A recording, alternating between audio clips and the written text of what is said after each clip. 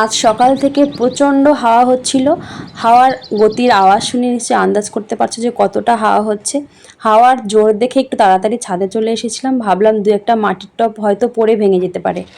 তো টব কিছু পড়েনি, কিন্তু আমার ছোট্ট একটা ক্ষতি হয়ে গেছে। সেটা হচ্ছে কিছুদিন আগে একটা পুঁই গাছে মাচা করে দিয়েছিলাম, সেটাই হাওয়ায় পড়ে ভেঙে গেছে। তো কী আর করা যাবে, এবার নতুন করে ওকে একটা মাচা করে দিতে হবে যাতে নিজের মতো করেও বাইতে পারে। তাছাড়া বাড়িতে এদিকে কাজ হচ্ছে বলে বাগানের গাছপালাগুলো এদিক ওদিকে ছড়িয়ে ছিটিয়ে আছে।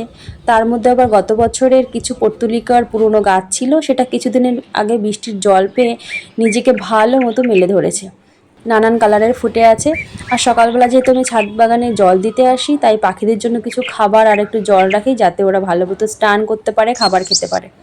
তো এদিকে বেশি আসে হচ্ছে চড়াই পাখি। তো পাখির ডাক আর এদিকে নানান কালারের পর্তুলিকা দেখে মনটা বেশ ফ্রেশ হয়ে যায়। আর এদিকে আমার বেলি ফুল গাছগুলোতে প্রচণ্ড বেলি ফুল ফুটেছিল, সকালবেলা কিছু তুলে পুজো দিয়ে দিয়েছি। আর এদিকে হয়েছে একটা কুমড়োর চারা, এবার এটারও একটু হিল্লো করে দিতে হবে, আস্তে